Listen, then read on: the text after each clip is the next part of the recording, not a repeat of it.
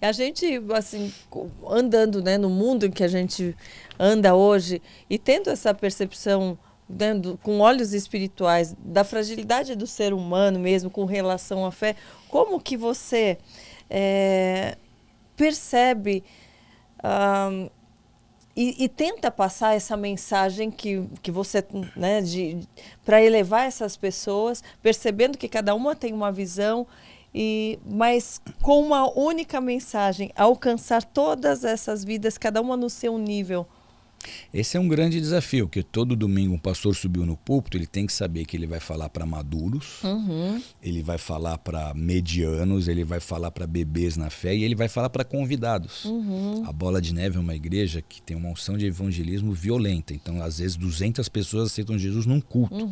Então quando eu vou subir no púlpito, eu tenho que saber, eu vou falar um assunto aqui que vai ter um monte de gente que chegou hoje. Sim, e porque que Paulo eu mesma fala? percebo Quem é o que mais importante? É o que chegou agora, é o que ainda precisa crer. Sim, que às vezes a gente vai e que já tem um entendimento um pouquinho maior da palavra e fala, poxa, é aqueles que nem sabem, por exemplo, a necessidade e o porquê de se batizar, não sabem nem o beabá, e né, eu fico preocupada com essas, falando, elas precisam saber do beabá também. Então a gente na igreja tem esse cuidado. Eu passo isso para os pastores. Você tem que saber que você tem que dosar você tem que dosar a refeição que você vai oferecer. Então tem que ser uma comidinha que os mais velhos vão comer e vão falar, me alimentei. Sim, é e os bebezinhos vão participar e vão falar, não entendi tudo, mas gostei, quero andar com Jesus. Sim. Então você tem que ter esse jogo de cintura e essa habilidade que na verdade é sobrenatural, né? Se deixar ser conduzido pelo Espírito Santo para falar com todos os presentes ali. Sim. Na Bola de Neve, vocês têm essa questão de buscar o avivamento realmente do Espírito Santo, que algumas linhas, né, algumas igrejas têm mais a linha pentecostal, outra é mais tranquila. Como é a Bola de Neve na prática? A Bola de Neve é uma igreja pentecostal.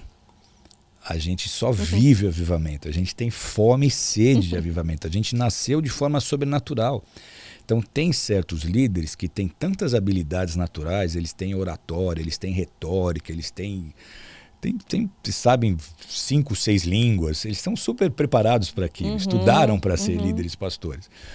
No nosso caso, se Deus sair dali, a gente morre, porque eu nunca vou conseguir pregar sem a presença do Espírito Santo. Eu não tenho essas habilidades. Eu nunca vou conseguir conduzir uma igreja se a glória de Deus não estiver comigo e se Ele não for na minha frente. Eu me arrebento, a igreja. Então a gente sempre vai depender da ação de Deus. O avivamento é a presença de Deus numa igreja, numa região, numa cidade, num grupo de pessoas. Então a gente vive o avivamento. A gente depende dele para tudo. A gente está toda hora chamando o Espírito Santo. A gente quer ver curas, a gente quer ver milagres, a gente quer ver sobrenaturalidade. Há um tremendo incentivo para que as pessoas busquem com zelo os melhores dons, porque é aquele lance da experiência e da palavra. Sim. Eu quero a palavra, mas o que a palavra diz? A palavra diz que eu faria coisas iguais ou maiores que a que Jesus fez. Por que Jesus fez essas coisas? Porque o Espírito de Deus está sobre ele. Então, se o Espírito de Deus estiver sobre mim, se o Espírito de Deus que está em mim tiver liberdade para me levar a esse desenvolvimento de fé, eu vou ver no meu ministério 1 Coríntios 12, palavra de conhecimento, palavra de sabedoria, discernimento de espírito, cura, fé, maravilhas, eu vou ver línguas, interpretação de línguas. Então a Igreja Bola de Neve vive isso o tempo todo. Eu viajo demais, eu viajo muito cobrindo as igrejas. Semana passada eu estava em Campinas, no sábado já estava em Belo Horizonte, ontem eu estava agora aqui no Tatuapé. E nessas minhas saídas, qual que é a minha maior função? Incentivar as pessoas a crescerem no seu nível de fé, porque o que Jesus disse? Se vocês não verem milagres, nunca crerão.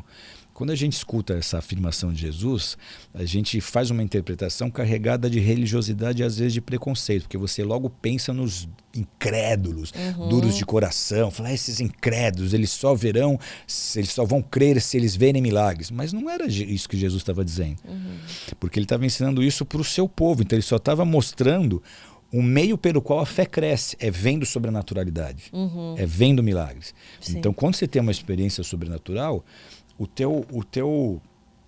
a tua vida muda. E eu conto, às vezes, algumas experiências que eu tive nesse sentido, de ver ímpios, incrédulos, sem nenhuma experiência com Jesus, tendo experiências com Jesus e saindo apaixonados, sendo quebrantados. Em 2018, um jogador que tinha sido convocado para a seleção brasileira se machucou e foi cortado. Aí um judeu que estava fazendo um negócio com ele falou, poxa, você tem que ir lá no meu pastor que você vai ser curado.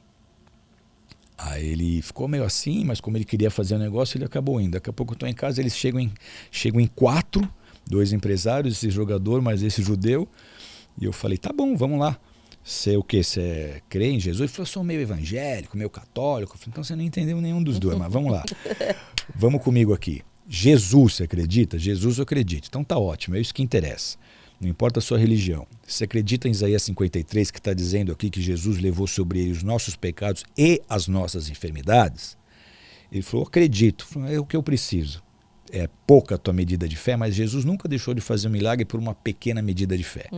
O pai do menino endemoniado, que os discípulos não conseguiram expulsar o demônio, chegou para Jesus dizendo, se tu podes fazer alguma coisa, que é o tipo de questionamento e abordagem que não tem nem certeza do que Deus é capaz de fazer, medida de fé desse tamanho.